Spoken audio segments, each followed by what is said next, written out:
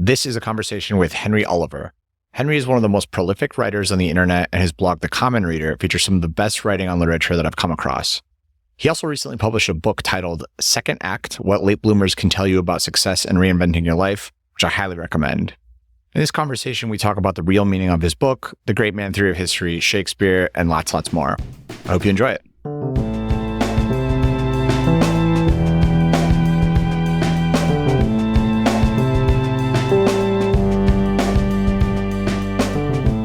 All right. Henry, welcome to the show. Good to be here. Thank you. Okay, so I would like your take on a particular reading of your book. So I wonder if the book is actually a warning against complacency. And what you're really doing is you're predicting that the world in the 21st century, it's going to get much better at spotting outlier talent. And if you're not at the top of your game, you're no longer going to be able to rely on, say, the career totem pole or your network or just being a general high achiever who's really conscientious for you to get ahead. And what you're really saying here is the late bloomers are coming, get it together or you'll be forgotten. What do you make of this? I wouldn't express it in such strong terms, but yes, that is more or less why I wrote the book. I was frustrated that people were ignoring this group of talent, and I was convinced that there's potential being left on the table, right? And yeah, it is a warning against complacency in the sense that you say, but also for the potential late bloomers. Because there's a lot of people take a lot of optimism from it. But some of the people who've read it carefully have said every page of this book is about people who worked really hard and never gave up. And so the overall mood of the book is a bit more anti-complacency than maybe some of the direct expressions in it. Right? But yes, from a talent spotting point of view, there are a lot of people in that book who got a huge advantage by not accepting what everyone else believed about the talent around them. Yes. Yeah. And I think if you look at the marketing for the book, or why some people might pick it up if they see it on the shelf, is, oh, I'm going to become a late bloomer and I'm not really trying anything. And then I read it and I say, oh my gosh, wait a second. This is not what I thought it was. It's not a 10-step process. This is hard. Yeah. In a lot of interviews, people are like, the book was great, but can you tell me the 10 steps for me to become a late bloomer? And I'm like, no. That is not how you become Toni Morrison. I'm very sorry. It doesn't just happen. Like, it doesn't. You have to compromise on these things because otherwise it's not a book. It's just like a rant about why stuff is hard. And there is a lot of truth to the optimistic view, right? Like, and I think it's very important that this is why the book does this. It combines the hard work message with the message that yeah, but if you do that, it can happen. Like, the biggest enemy is just not doing it, right? Like, oh, I'm 50, I'm 40, I'm whatever. I'm already doing this. So then you'll just never know. All this stuff we're talking about won't even come into play. You lose everything you don't try and win, all that kind of thinking. And I think as a society, as a culture, we've become very oh, the graph says that it's like this. Whereas in the past, people would have been like, I don't know, man, God told me to cross an entire continent and make a new town. So I'm just going to do it. And I'm like, if we could just meet in the middle with these two approaches, right? Because there's a lot of value in the crazy guys just do it and we'll get something out of it view. And what do you think is actually the greater force? So I kind of also read in two forces that it seems like hold late bloomers back. It's sort of, one, there's cultural structures, as you talk about. I think one of the biggest observations is just it's a note to organizations that, hey, you should be looking outside of your organization to identify better talent. But then it's also a part individual beliefs. And I kind of view these as separate. One is to the cultural institutions and talent spotters.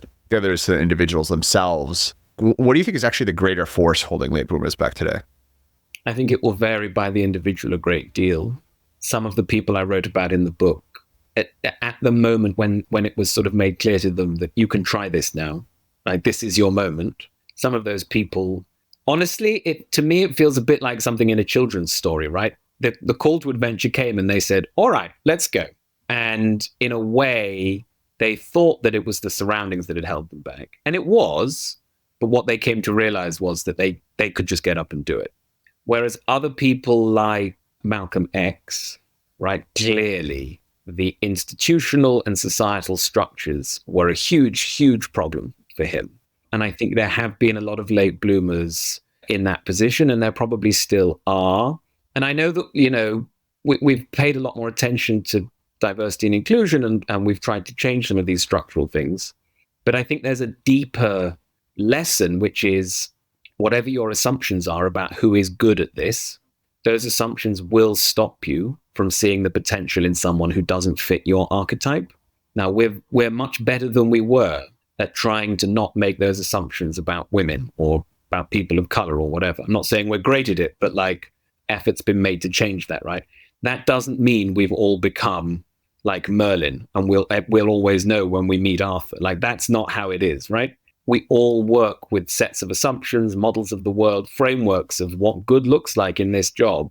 And when someone comes along who isn't an obvious pattern match, I think our ability to assess whether they would be good drops quite significantly.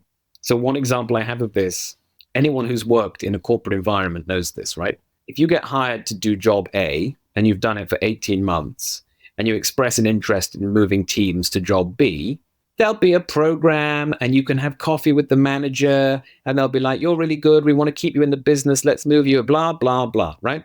If you do job A and you apply somewhere else and you apply to them for job B, they'll be like, oh, CV requirement of 3 years experience, blah, whatever, bullet points, whatever. And it's like, wait, how stupid is this? Now, obviously, it's not that stupid because they know that if you've worked there, there is institutional knowledge and you can make an assessment and not everyone gets moved over, right?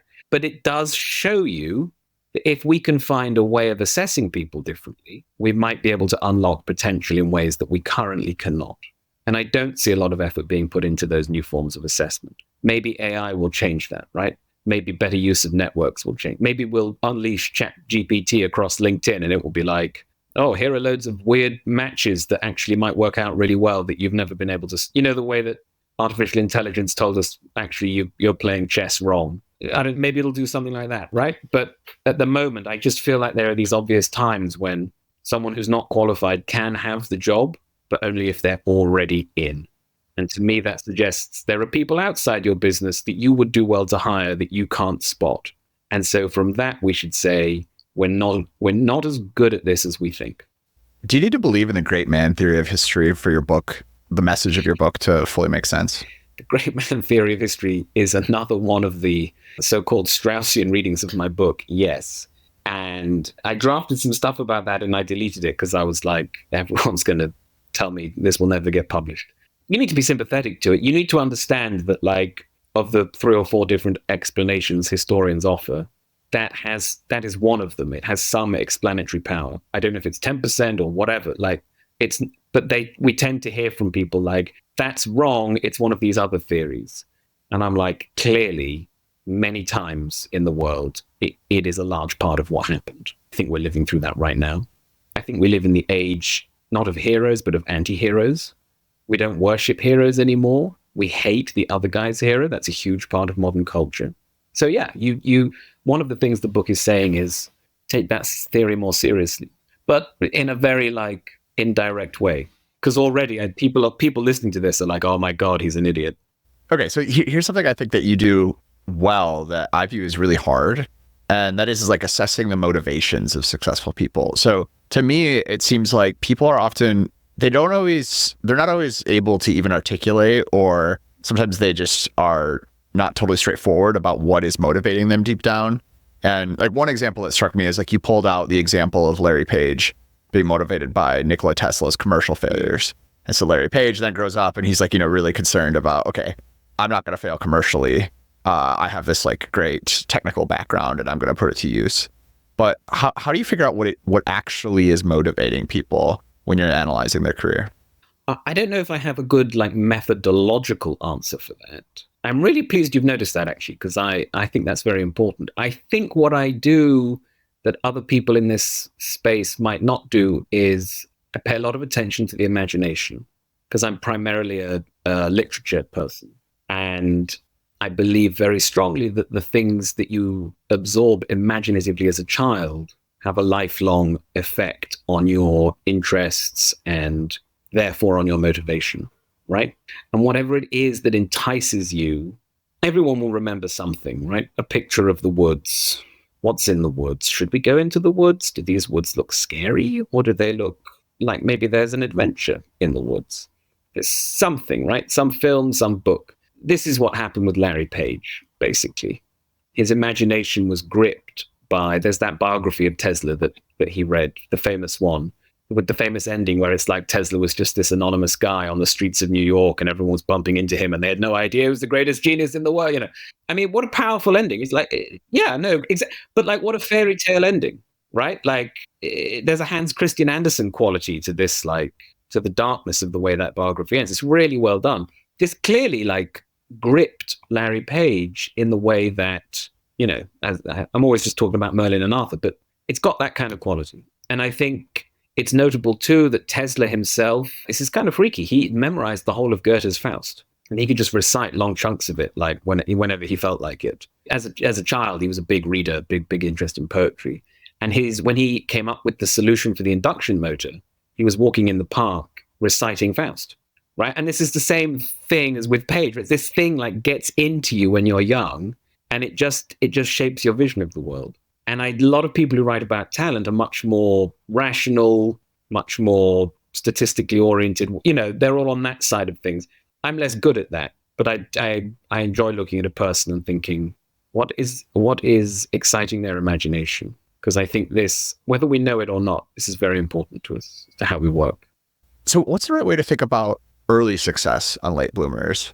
I was actually really surprised and never thought about it this way, but you classified Taylor Swift as a late bloomer. And sort of the idea here is like, I don't know if this is tongue in cheek or whatever, right? But the point you made was basically like, if you look at her sales, like, yeah, she was famous for what she does today 10 years ago, but she could like her real, you know, like Beatles level stardom occurred quite later in her career. So here's my take on it. And I'm just curious like what your framework is.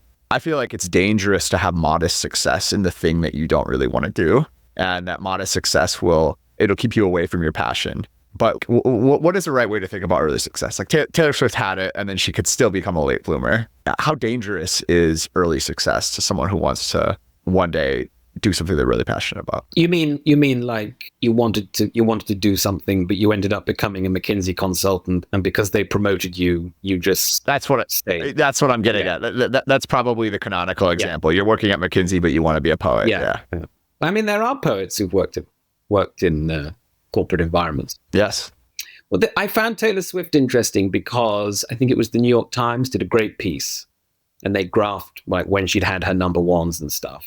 And I don't remember all the numbers. She's had like 27. She's had a lot of number ones.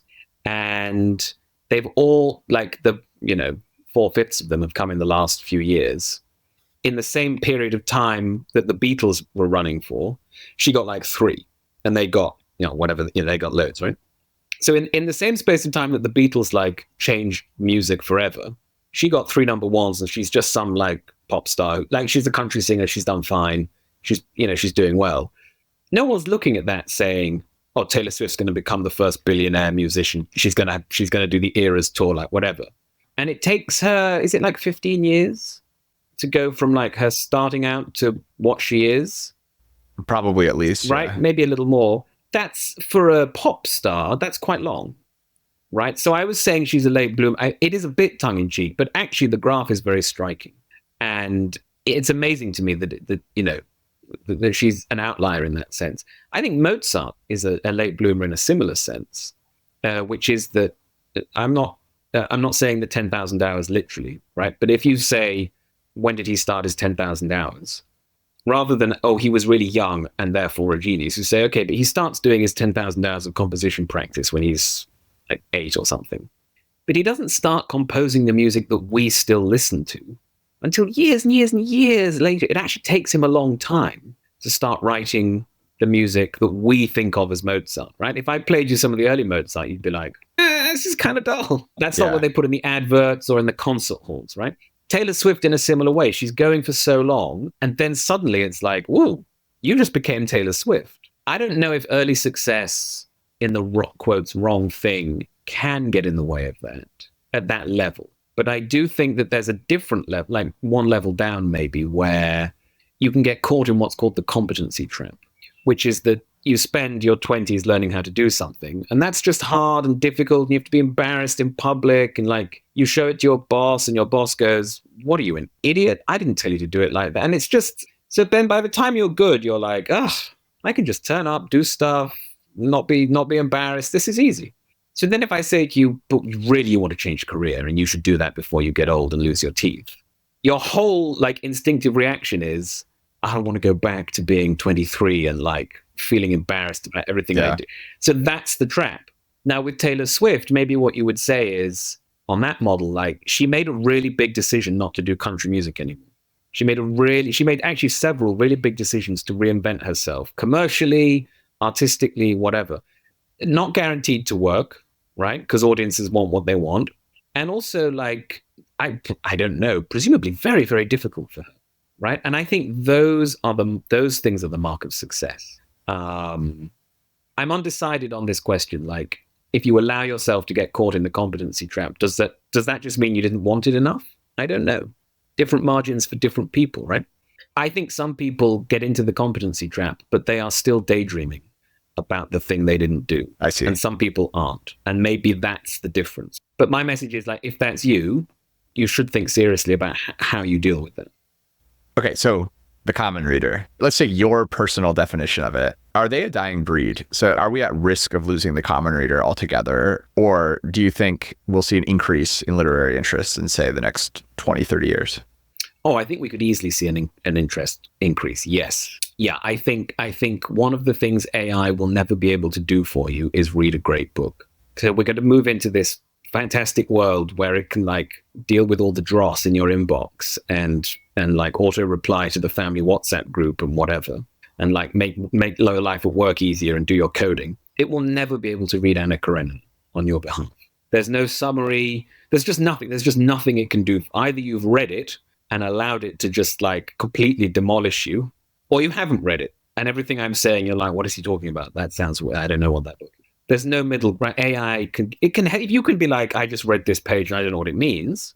AI is great at that, but AI will never take over that function for you. And so I think it will rise in value being one of the things left that's really, really worth doing on your own. I also think I'm seeing more people say that offline is the new online. There's a great post on Catherine Dee's blog about that today. I don't know if that is going to mean like reading more books as opposed to like going to more hangouts or whatever, but I'm optimistic that there's going to be a comeback. I also think that the narrative is very much focused on fewer people are reading English literature at Harvard, but if you take a bigger view, lots and lots of people on Substack, on Interintellect, on the Catherine Project, they're reading the great works, right? The humanities are okay online. There was that great news story about a book club somewhere in America, right, in the United States. I think that's right. They'd spent like 20 years reading Finnegan's Wake and like really going through every word and saying, what does this mean? Oh my God, what, right? And they enjoyed it so much, they said, well, the next book for the book club is Finnegan's Wake again, which to me sounds, I have so much respect for that crazy level of devotion. I couldn't do that. But you see these things coming out, right? And I speak to people and they want to read. So I'm kind of optimistic, but I do think that right now, everyone's very down on the whole thing. And we need to have more people saying, read a book, you'll feel better. So to your point about college students, let's say, maybe are not as interested in majoring in English literature, but sort of the common person or the common reader we believe is alive and well. How do you think the internet has impacted the demographics of these people? What are they doing for day jobs? The people who I interact with on my Substack come from a very wide range of, as far as I can tell, that they do skew slightly. I don't know that I've got as many 20-year-olds as people in their 30s, 40s, 50s, right? But I don't get to see everyone. I don't always know who I'm online, right? But the people as far as I can tell, they have a very wide range of jobs and backgrounds. They're geographically diverse. I don't think there is a demographic. I think a lot of people are just interested in reading, right? And that's kind of why I'm most optimistic, because I don't see it as big. You hear a lot of this stuff like, the only people who read fiction are women between the ages of 25 and 42 or something. And I'm like, I'm sure that they are the biggest group of people who purchase novels, but it's kind of a stupid thing to say, right? Like, that's not the data I would choose to rely on when I was saying, who are the readers? We're never going to know who the readers, who's picking up a book at home, who's going to the library. We don't know. So I think it's very diverse, and I'm quite hopeful about that. And I think Substack is really, really good for this. Yeah. I mean, I strongly agree. I don't think my interest in literature or any of the arts would be 50% of what it is without the internet. Like between blogs and Goodreads, Twitter, like I just don't even know how I'd be discovering this stuff or knowing that there's other people that are interested in it. The search costs have gone way down, right? And AI is good at giving you reading lists as well, actually. It got really good. It's really, really good. It's very good. If you say, hey, I'm interested in a specific book, and you say what you like about it, it'll give you 10 more. And it is shockingly good. Really good. That's what I mean, right? AI can be a really good reading companion, help you with all that stuff. So it's making it easier to find out what to read, but it will never do the reading. So put those two things together, I think, compared to like, some more technical stuff where AI might just take over a lot of what you do. It's more of a complement here, right? Not a substitute. What did you see in Rear Window that gave you an appreciation for film? I can't believe you found that out. When I was young, I did not enjoy films so much. We went to the movies and I just thought movies were bad. This was the 90s, right? So a lot of movies were quite bad. And I saw The Matrix and I thought that was exciting. But like, I thought Jurassic Park was what the movies was, which is great. It was great. It's a fun film, but like, it's not art. And then I was sitting in, this is a terrible story. I was at work and we had the TV on because it was Westminster. You always have to either have the live stream of Parliament or the news on in the background. And I was moving between the two channels and I saw a shot from Rear Window, which I obviously couldn't just be like, oh, we'll just leave this film on. This looks, but there was something about the composition of the shot that, I mean, partly I love Technicolor, but there was something about the composition of the shot that it had that thing I said about the woods, like, wait, what is that? There's something in there. There's a mystery here. It could have been a framed picture. And this was the moment when I was like, oh, yes, there are movies that are like aesthetically beautiful. And I was just really, really compelled to find out what that picture was that I had seen and to like open up the world behind it. And so I did. And I was very lucky because that, of course, happens to be one of the all-time great movies. I mean, just truly, what a remarkable film. And so that just sent me off.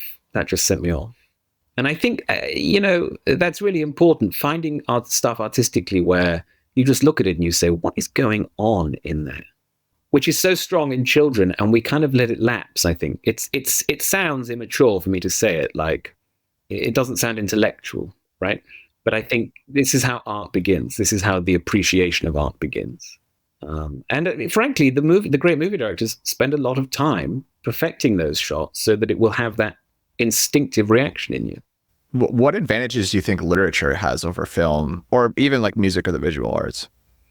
There is a quality of prose that cannot be intermediated, which is why when you watch an adaptation of a Jane Austen novel, you lose almost everything about the story because it just becomes a plot. Now, she's good at dialogue, so you get some good dialogue, although a lot of adaptations don't follow it, right? But there is something about the ability of prose to give you access not to the outer world of the story, but to the inner world of the story that can almost, I think, never be replicated in other ways. That's not true of all literature. That's not all that literature can do, but that's the first thing. The second thing is that literature relies on you to do a lot of the work, right? When you start reading about a knight riding through a forest or, a young woman sitting in a window feeling trapped, you have to put it all together in your mind. Whereas in the film or whatever, it just sort of gives it to you. And I think that's why television, frankly, is often just so boring. Even the so-called golden age of television. I think a lot of music can have the same quality, but it's a much more difficult language to work in for a lot of people. And it takes a long time to get used to it. The joy of prose or poetry is that you speak that all the time. And, your parents told you stories and it was the same thing. So the book is just an extension of that. Whereas music is sort of a whole different realm of understanding, right? So I think that's the main advantage. And there's something mystical about language. There's something Oh, I sound very vague and waffly, but there's something about the sound of it. I read The Hobbit out loud to my children recently, and it Oh, fun. so much fun. But I mean, I will never forget this. I was reading it for myself, and my daughter said, "What is that?" And I said, "Oh, it's this really good book. I'll read you the first page." And as soon as I said, "In a hole in the ground, there lived a hobbit," she's like, "A what? What?" Now that's kind of a simple sentence. Why would it be so enticing, right? Part of it is the meter of the sentence. In a hole in the ground, there lived a hobbit. And this is a kind of fairy tale cadence. It's almost like hymn meter. It's got a kind of lull to it, which is a much more subtle version of once upon a time in a faraway land, right? And so literature can combine those sounds and rhythms with the meaning of the words in a way that no other art form quite can. And it's actually quite remarkable how that one sentence, presumably it's conjured up something in your imagination.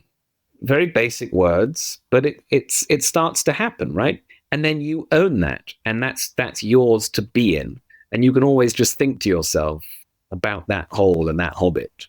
And at the highest level of appreciation, you can then write your own book that's been influenced by that. Presumably the visual arts do this in a similar way, but because again, it's not it's not how you speak to people when you like buy your food or, go to work. It doesn't have the same day-to-day directness. And so I think literature is precious to us from when we are young in a different way. Lots of films are precious to us, but it's in a slightly different way. We have to give words to things before we can properly know what they are. So you have a piece called Nurture Your Imagination to Cultivate Anti-Mimesis. Yes. And in this, you sort of describe art as a tool to become anti-mimetic, or basically like, not do what everyone else is doing and kind of like break out of the mold. And I think it's applied to just like sort of general career advice. But I'm curious, like just more broadly, what do you view as the purpose of art? I get the sense that you believe there's something beyond career advice or building a startup that's useful about it.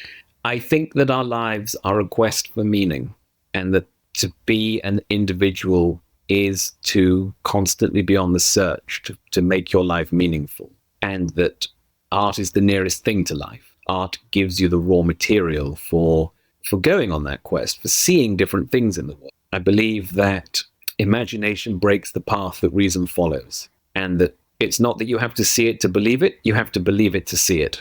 And this is what art does, right? And we forget, when we grow up, we forget how much of what we want and know about the world comes from our imaginations, and we neglect them as we get older. Some people do. And so it's a really important part of being who you are. There's a wonderful, do you know the poem Sir Gawain and the Green Knight? I don't. It's an Arthurian story. It's very good. There are lots of modern translations, so it's very you don't have to sort of slog your way through Middle English. It's a really good story, and Arthurian knight goes on a quest, fights a guy, comes back, standard thing. But there's a great commentary on that by John Burrow, and he says ultimately the quest is all about constantly going out and rediscovering yourself and rediscovering the world. Now, we're all doing that all the time. We do not shut up about, I'm on a journey with this, right? My career journey, my spiritual journey, my personal growth journey. I'm traveling to find myself. We are questing.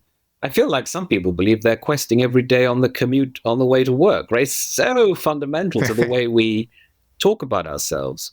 The 20th century was built on the idea of the quest. Mass migrations, space travel, the invention of the aeroplane, the invention of the automobile, right? It goes on and on and on. We are still living in that world. It is fundamental to the idea of modernity. It is the great inheritance of Romanticism and Freudianism. We are constantly looking to expand ourselves, to get out of our comfort zones, right? To be our best self. Like, it just goes on and on and on.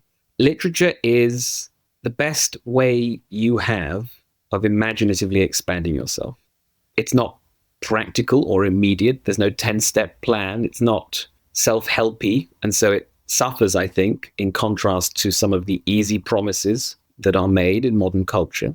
But it is, over the long term, the most rewarding and the most effective way of living with your mind in a way that is not boring. you are stuck with your mind for your whole life. Why wouldn't you furnish it? Wallace Stevens said, "We say that God and the imagination are one. How high that highest candle lights the dark."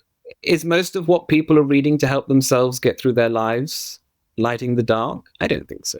George Eliot and Shakespeare and Jane Austen will light the dark for you. Do you think that artistic themes wear out? So Dostoevsky is sort of writing on existentialism, Kafka on absurdism. Is there still room to explore those older ideas? Could there be a modern writer who comes in and says, like, I'm just going to be the next Dostoevsky, or are those things pretty much worn out? Well, Kafka was the next Dostoevsky, and then Borges was the next Kafka. And then, as far as I can tell, Borges influenced, almost everyone who's written a book since, including fantasy writers like Susanna Clarke. So I don't know that the themes wear out, but the treatment of the theme does, for sure. And this interacts with the idea of influence. There's a wonderful book called The Burden of the Past on the English Poet by Walter Jackson Bate. And his theory is that with Romanticism comes the importance or the predominance of individual creativity. And so it's no longer good enough to write a great poem in the style of, the Latin odes or whatever. You have to be your own guy. This is obviously a simplification of the thesis, but that's the general switch that we get with Romanticism. So when Wordsworth comes along, he says, God, I can't be the new Milton. That's not good enough. So he's sort of forced into becoming this inventive thing of being Wordsworth and writing about daffodils. And then Keats comes along in the next generation and says, oh my God, I can't be Milton and I can't be Wordsworth. I mean, what am I supposed to do now? And so he creates the second wave of Romanticism. And then Tennyson comes along and says, you have got to be kidding me, right? And so he creates a kind of post-romantic Victorianism. And so this is what happens. And I think that is probably a bigger part of why these things change, which is that Kafka looked at Dostoevsky and basically thought, well, I'm too late. He's done it. And that then becomes, you go through the valley of the shadow of, I'm never going to be a great artist. It's already been done. And you come up on the mountain of, whoopee, I've discovered a way to, spiritually destroy my influence and reinvent myself. Shakespeare did that. He did it with Marlowe, Philip Sidney, and Ben Jonson.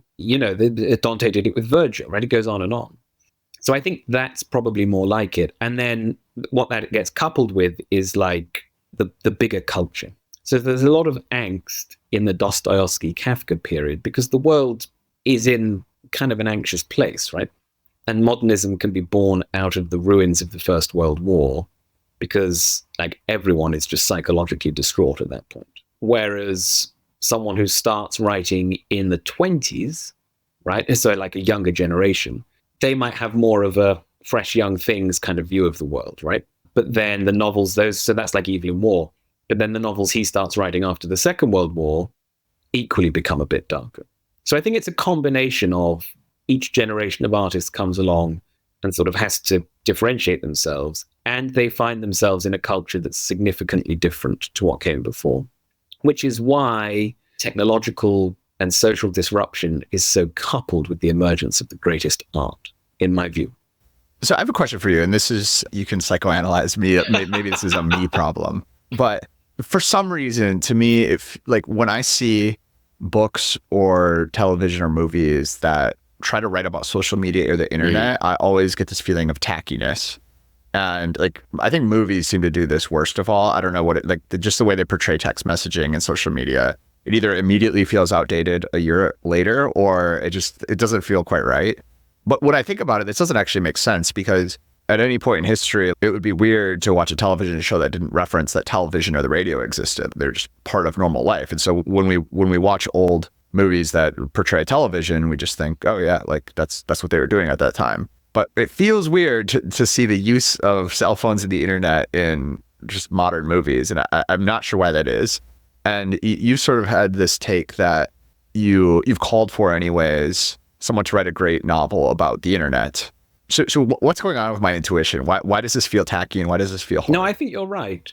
I think the problem in TV and movies is that when you send someone a text message, it is very alive in your imagination what that message means. And a bit like telegraphs, we can send each other one little picture, a string of letters, and it means a lot. It means a lot more than is just literally what's being said. And depending on who you're texting, it has a kind of resonance between you. Maybe it's a shared joke. Maybe it's just something you say to, right? But when you just put that in a text message and on a movie, it's just like some letters and a smiley face. And we're not in on the like deep resonance that it has. And that, I think, is the problem I referred to earlier of the movies can't use prose to get inside someone's head. There are novels, I think, that have done this very well. I think Sally Rooney is excellent at this. I think that's one of the reasons why she's so popular. I haven't read lots of modern fiction, but I haven't read anyone else who's like had characters use MSN Messenger and it really, really, really be effective. Or I think is it in Beautiful World? She depicts a character sitting on the bus, looking at the map on the phone, watching the dot of the bus move along the map. These are very, very good observations about what it is like to live with the internet, right? So that's, I think, as close as we've come. But yeah, no, I agree with you. It's a huge challenge. The one other reason might be that we just take it too literally. So the best story about radios is I think it's called The Very Enormous Radio or The Enormous Radio by John Cheever, which was written in the 30s maybe. And it's really bizarre. Cheever's, he often verges on the kind of phantasmagorical, just verges on it. And I don't know if you know the story, but I won't spoil it. But what happens could not literally happen. But it's a very, very good story about radios and our responses to technology. And I think part of the problem might be that we take social media very seriously and very literally. And therefore, we're not writing about the way it lives inside our minds, the way it lives inside our imaginations. We're just sort of writing sentences that say, she picked up her phone and tapped out a message. And when you're like, oh, God, I mean, that's just boring. I mean, who cares? Did she then rummage in her handbag? I mean, like you can string this stuff together for hours. It doesn't matter whether it's social media or not. It's just boring. So there's something about, we have not yet, Sally Rooney has done it, but in general, we have not yet captured the magic of what it feels like to send a text message. Yeah, that's a really good observation. So do you think there's a region or country right now that is producing the best literature it's ever produced? I mean, I'm not enough of an expert to say that, but there's a general feeling that Latin American novels right now are really good. And I read a couple of them. I read a couple of the ones that were on the International Booker shortlist this year. And I could see why people were saying that. I felt like the translations were not giving me everything about the book, but I did at least feel like I'm missing something really good. I could feel that. There's a whole generation of Irish writers that seem to be very strong. I don't know if we can say they're the best, but it's pretty good. It's going really well. Again, I'm not super well read in Japanese fiction, but I've read a few modern Japanese novels and they've been great. Okay. So another personal question, probably one of my favorite parts of your blog is there's just like so many new authors on it that I don't see. I mean, I see a lot of books come across my Twitter feed, my RSS feed, but I still discover like more on your blog than all the other sources combined. And luckily the Substack search function works pretty good. So you can just check and see who you've written about. I noticed there's a couple of my favorite authors that you don't talk about much at all. And I just want to get your take on like what you think of them or why you haven't written on them. So Knausgaard, Welbeck, Ferrante, and Bolano. They have like sort of similar themes, but I'm not sure that there's some thread that ties them all together perfectly. Just curious, do you have any thoughts on those authors or why you haven't written about them much? So very embarrassing. In general, the answer is I haven't read them. I spend a significant amount of my time not reading modern literary fiction. So it's a slow crawl for me to get there. I've tried Knausgaard and Ferrante and I did not enjoy them. I think I have copies of both of them here and I intend to go back. Same for, in fact, no, that's true of all of them. I have copies here and I intend to go back. But other than submission, I haven't had a great immersive reading experience with any of those writers. Okay, great. Yeah, very self-indulgent question. No, that's good. No, more questions like that. That's great. How should we think about someone, like, I'm thinking about it when you are analyzing a piece of literature. You have this really good piece that talks about, it warns against what you call a weak misreading. And the idea here is you're sort of injecting your preconceived ideas onto the work of art, and you're not really thinking about like, how did this piece of art become what it is I think the phrasing that you use. But how should we think about someone like, say, René Girard, who that's pretty much all he does is he takes this one grand theory and then he goes and he applies it to Shakespeare and Proust and other works of literature. And then he says, see, I am, analyzing the human condition with mimesis. And it seems like that's as much of a weak misreading by your definition as you could possibly get. So what's the right way to understand what he's doing there? Is he weak misreading, or is he doing something else? Okay, so let me unpack a couple of things. The piece you talk about is very much not aimed at critics like Girard. It's aimed at ordinary readers to say to them, look, whether you know it or not, we all have preconceived ideas about things. And what I run Zoom calls with people, like book club Zoom calls, and what I see again and again is people saying, oh, well, this bit of the book is about, X, Y, Z. And X, Y, Z is just their preconceived notion of the world. And I'm like, look at all these examples on the page. The book is screaming at you that it's the opposite of what you think, but you are pattern matching to what you already know. And it's really hard, it can be hard work to actually let the book teach you what it's trying to say. This is why everyone thinks that Robert Frost's poem, The Road Not Taken, is saying, you should take the road less traveled and then you'll be great. Whereas it's in fact saying the opposite, because we're all constantly waiting to hear the happy message, right? So that's the warning. The weak misreading phrase I stole from Harold Bloom. And I agree. I think it's a good phrase. Girard, I think, is not guilty of this because he derived his theory from literature. And when you read his literary criticism, it's quite compelling. The one I really has stayed with me is his reading of Midsummer Night's Dream. And when I read that, I found it impossible not to believe, to some extent, certainly, that is a play about the mimesis, for sure. And he was close reading the details of the language, and it was very persuasive. And he first derived the theory out of, I can't remember all the novels, but Underground Man by Dostoevsky, Proust, Stendhal, people like this, right? And again, it's, I think, quite a persuasive reading of many 19th century novels. It's certainly a very persuasive reading that this is what some of those authors are up to. This is one of the driving ideas in their book. I do agree with you that there comes a point when this is your grand unifying theory of life, the universe, and everything, and therefore it can be a bit like, well, okay, I don't think everything is always about this. But in general, I think he sort of stands slightly outside the point I was making because he's derived so much of it through these careful readings. But yeah, it's a kind of horseshoe, I guess. You come to it with no knowledge and you just like see yourself in it. But by the time you've got so far around that you've created your grand theory, it's a bit Freudian. It's like everything is wish fulfillment. Everything is, it's like, well, just hang around in the middle. What do you think Harold Bloom's worst take is?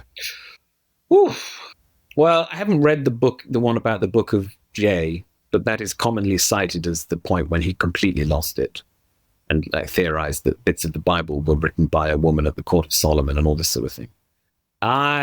In a funny way, I think that the Western canon was slightly misguided. So I used to be like super Bloomian, and I do still think there is too much critical theory and too much made that literature has to be put to some kind of socio-political use, right? But overall, I think the idea of extending to the canon and adding to it has been positive, and has I mean, personally, I've read lots of authors that I hadn't previously read and thought this was really great. Right? This was great literature. I'm so glad I read this. I can't see why anyone would have a problem with adding to the canon.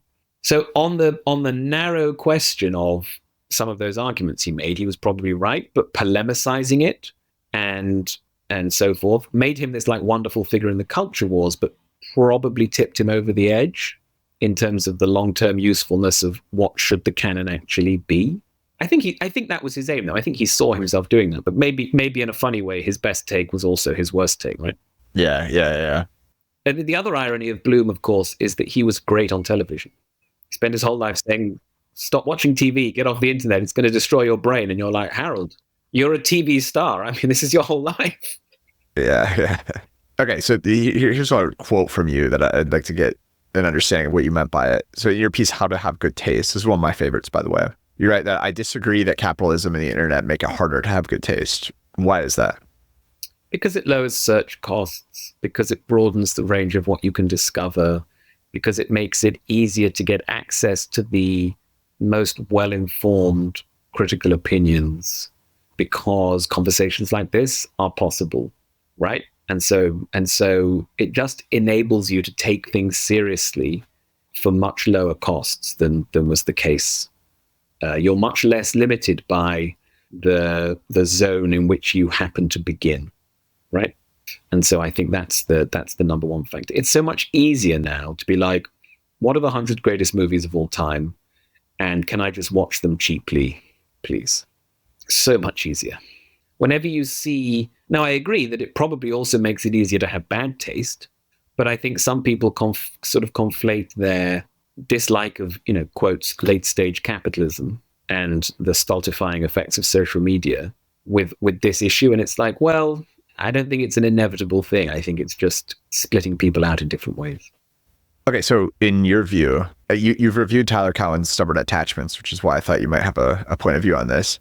But do you think there's any direct causal correlation between economic progress and the arts? So in other words, if GDP explodes, would you expect the output of good art to predictably go up or down? Or is GDP itself and economic progress totally unrelated, and the arts are something that people in the arts need to consciously be making an effort to improve on? I do think that the arts flourish when there's a good market. And that is partly because it gives them the technology to do different things. It gives them the money for the artist to spend their time producing the art. And it also, in general, gives them a better audience. And one of the biggest challenges for interesting new art is to get anyone to care about it. So yes, the basic answer is yes. I do think that's true. Let's take the example of Shakespeare, right? Shakespeare emerges at a time when you first get indoor theatres. There's elite overproduction from the grammar schools, and Elizabethan England is getting rich and has a sort of general sense of itself as like, we're going to go out into the world and do great things. That's why we got Shakespeare.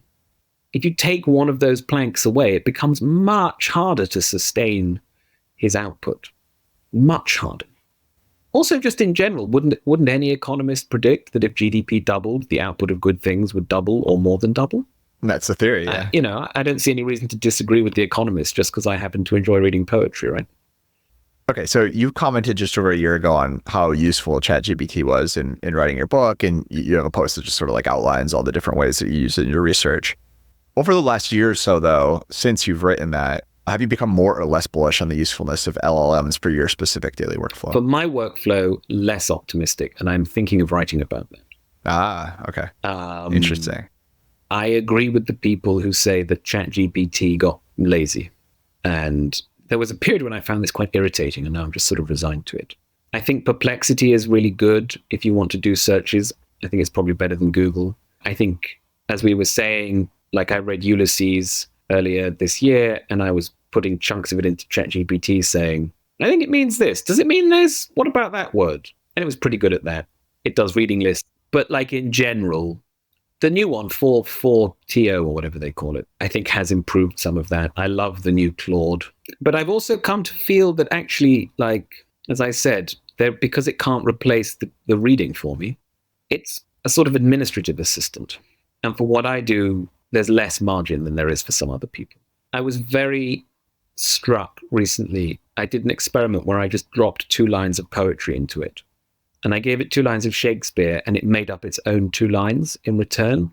And they weren't great, but they were fine, And I thought, this is cool. But then everything else I gave it, it just gave me the next stanza of the actual poem. Perfect, word perfect, right? Including, I just took like a random, I was like, I'm really going to test this. I got a random stanza from book 4 of The Fairy Queen, which is like hundreds of pages deep in a poem that no one ever reads, right? And I put that in, and it got the next stanza perfect. And I was like, so, that's too much on the never make a mistake, never hallucinate side, and just, like, I can just Google that. Why do I need the LLM to do? Now, I get that it's going to become a new operating system, and it's like the film Her, and that's really what's exciting. But I don't have that new operating system. I just have this thing that used to, like when Sydney love bombed that journalist, I was like, this thing is great. This is gonna be so cool. And now it's like, well, I already know the next stanza. What do I need? I thought you were gonna spin me a new yarn. But if you say write a poem, obviously it's just doggerel. So I do feel like it's become so sensible, it's slightly lost its uses. But I'm still long-term bullish. Yeah. You did a late bloomer GBT for your book. When you publish your next book, will you do one of those again? What has the reception to that been like? Not huge. I think the length of the book precludes it from being super useful. But yeah, I would do it for all sorts of things. I've made GPTs for like bits of my blog and stuff. I just think it's here. We have to use it. So yeah, I would always do that. But as I say, I think they're iterating it right now in a way that's. I don't want the sensible, never make a mistake people to win. I want it to have a crazy setting. If it's just going to be like really good at doing my accounts, that's obviously amazing. But for what you and I are talking about, boring. It should be able to come up with a really weird question. And I bet it could if they let it. But I think they've been scared into putting it on tighter rails. You have this list you wrote of 7 books that you considered foundational when you were very young. And I found the list great and interesting.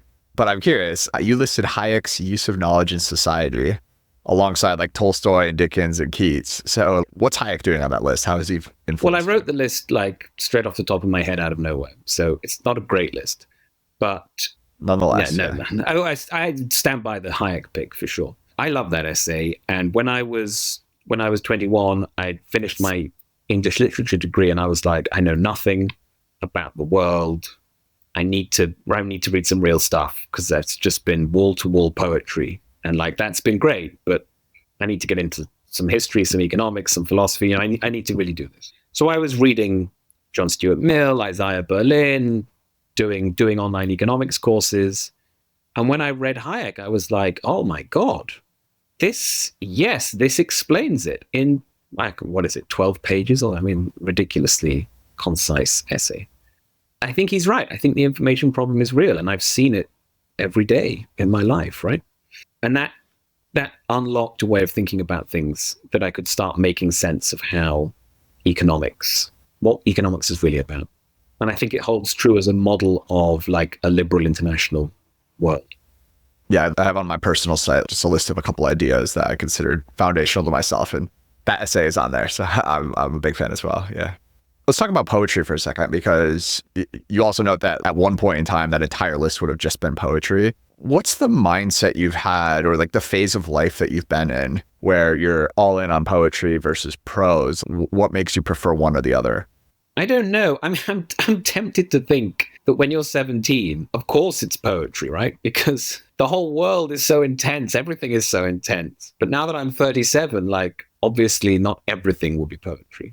But I don't really know the answer. I hopefully the real answer is I'm like high in openness, and I wanted to keep exploring. And, if you read Ivanhoe by Walter Scott, this can really light up the imagination much in the way that Keats once did. I wonder if it's just a function of aging. Darwin was obsessed with poetry when he was young, and he said by the time he was middle-aged, he couldn't face it anymore. What does the poetry of Keats mean to you? I love Keats.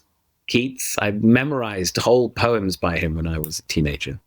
Keats was romanticism as far as I was concerned. I later had a Wordsworth phase, but at that point, that's what I lived for. The density of his language is extraordinary. What he means to me now is to think back to when I was 17. I still read him. I still get a lot out of him, but that was what it was. And I read the sonnets now more than the odes. Okay, so back to your question on, you think that people who write about kind of the purpose of art, it's not as interesting to you. What about philosophy? Like, do you have a favorite philosopher? It is interesting to me. I love philosophy, and it is interesting. I shouldn't say this. I don't think there's very much good aesthetic philosophy. My favorite philosopher, I have to say John Stuart Mill, right? Based on my recent output. Like everyone else, Plato was what sort of shocked me into realizing there was that way of thinking about the world. And I still don't think you can properly think about art and the nature of art in society without thinking about Plato. So maybe I would be forced to say it's Plato, even though the person I want to read is John Stuart Mill. So at the margin, what does the world need more of today? Great literature, great philosophers. Like in the 21st century, if you could pick, would you rather we produce one or two just canonical, like all-time great philosophers, or one or two just all-time great novelists? It's a great question. I'm going to say novelist or poet or whatever. Yeah, we need an imaginative mind. I think it's the embodiment of ideas in art that matters most. I think we're suffering from so many theories, so many facts, so many philosophies, so many explanations, and no one has yet managed to embed all of that into a story about society and say, this is what all of that means for people like moving around and living their life and doing their jobs. Sally Rooney has tried to do that, but she's kind of a Marxist and a determinist. So while it resonates with a lot of people, I'm not sure she's yet got to the George Eliot level of writing a Middlemarch. But I think that's what we're lacking. I think, aren't we all exhausted with huge books that explain everything? Well, maybe those are not great philosophers, and the purpose is a book that explains everything that's actually good. Yeah, I feel like we've had a good run at that, and would it not have come up by now? Who was the last great philosopher? Gosh, depends on who you ask, right? See what I mean? Or NEA, maybe Derek Parfit. Yeah, Parfit. Yeah, that would be my answer. Where is the great novel of Parfit's ideas? I think the real probably be kind of boring. Well, if you said though, this is George Eliot. She's translated a long work of German theology about the fact that Christ wasn't divine, but that his ideas can still thrive in a humanistic culture. And she's going to write really long novels about that. You'd be like, get out. I am not, which sounds dreadful. But as it turns out, Middlemarch is the best novel ever written. And everyone always says that when they read it. So yeah, that's fair enough. I think we need a George Eliot more than we need anything else. I think there are lots of ideas out there. I also think this works the other way. I think the rationalists, the effective altruists, the utilitarians, the libertarians, all of them, right? And I'm sympathetic to all these people. Where is the art in this movement? Where is their ability to actually tell me what it will be like for society to live in this way? I feel like Less Wrong has worn itself out because it has tried everything other than art. So that's what I think we need. I also note that, I'm going to talk about that movie Her again. That's had a huge impact on the way people think about AI. I suspect it's had more of an impact than anything else, for good and for good and for bad, right? And I think people are going to keep going to discover that film. So I want more of that. Do you think we should care about the morality of the person behind great art? I think you can. Or should we just care about the art itself? Well, I think you can care about it without letting it affect your view of the art. And I think that's quite important. I don't agree with the people who say just divorce the two and don't worry about the biography, because there's a great Naipaul quote where he's like, artists are really major significant people in our culture, and a good biography of their life might have more to tell us about the society we're living in than the art itself.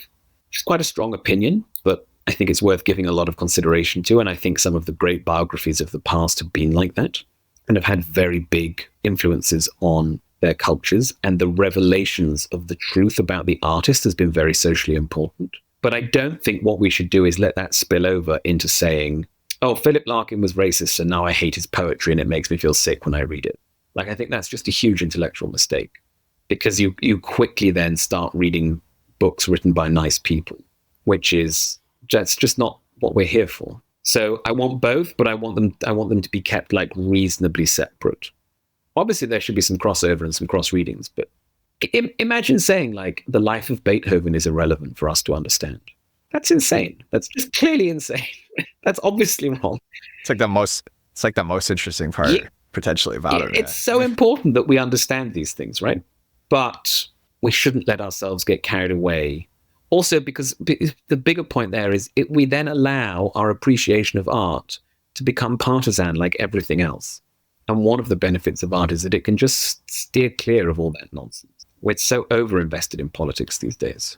Do you think nepotism is bad? I think it can be, but we don't appreciate the extent to which it can be very, very useful. And it's, in a very Hayekian way, a source of discovering knowledge that we cannot otherwise discover.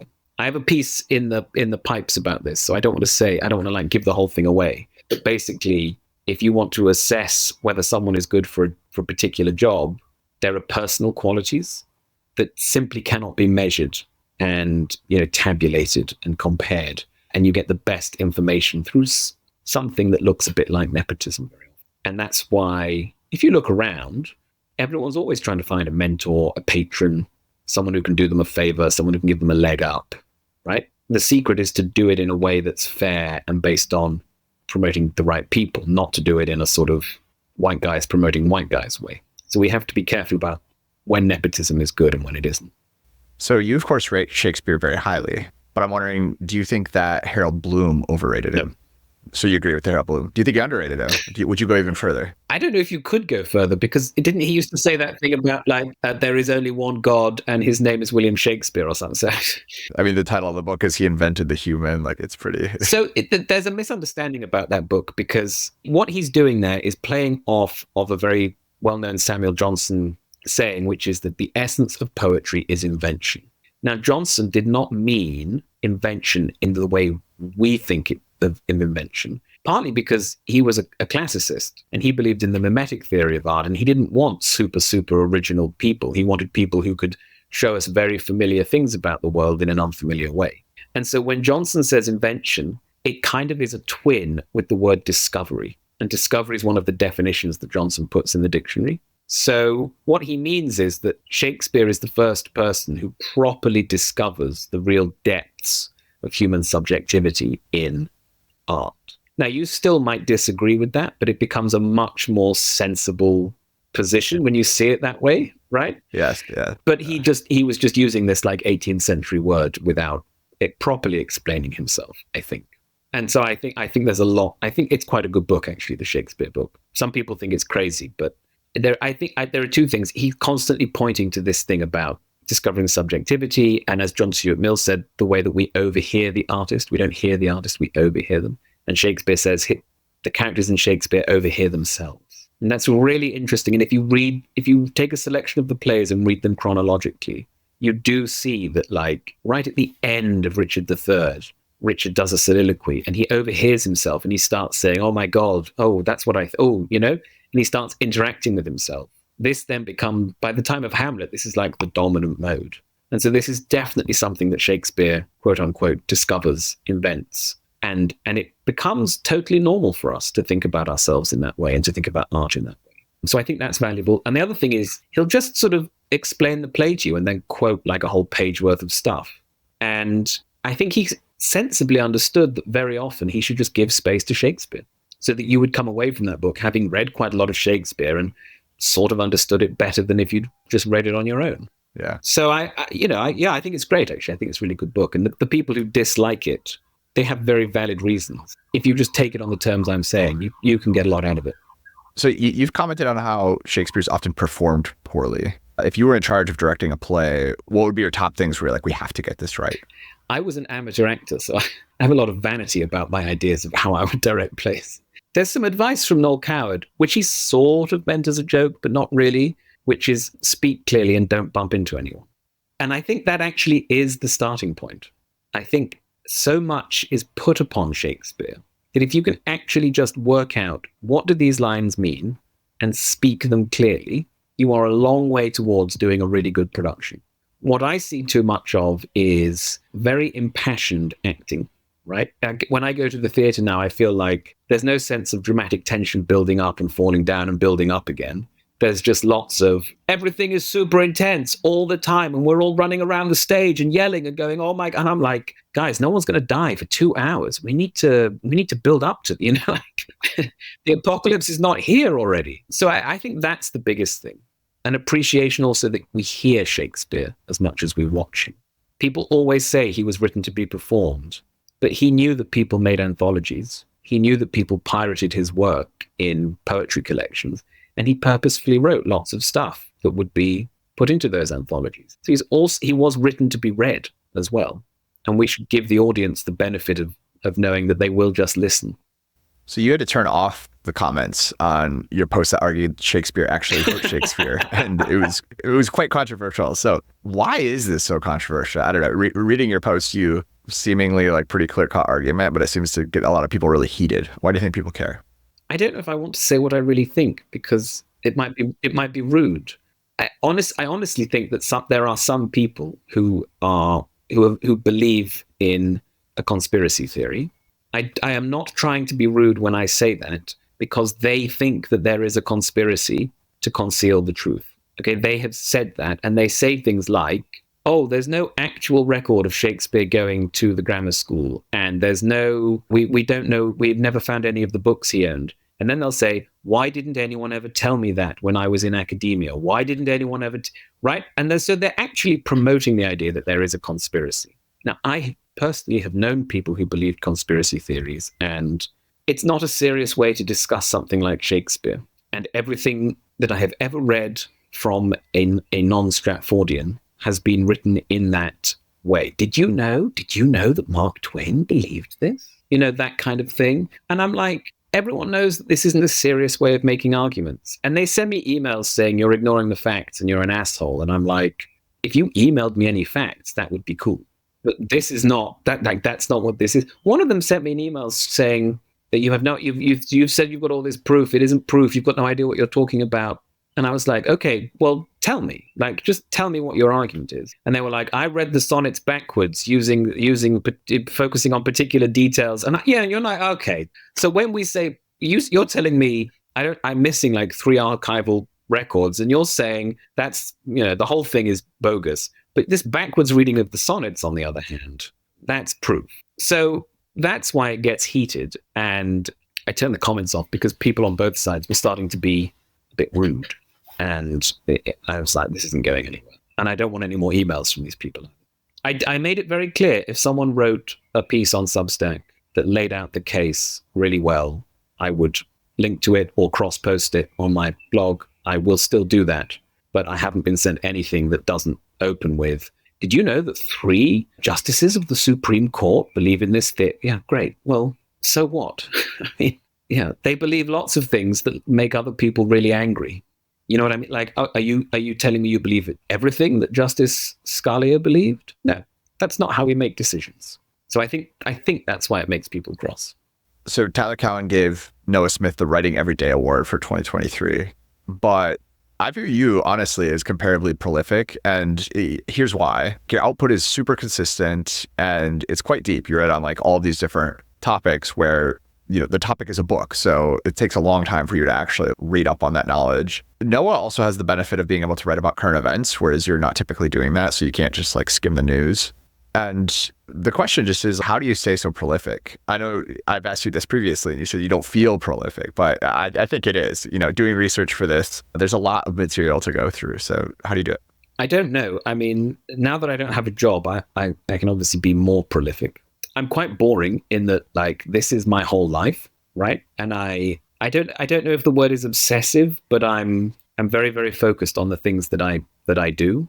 So I'm told that when I was a child, I would just endlessly rewatch the same movie, or like I would just endlessly sit there and read.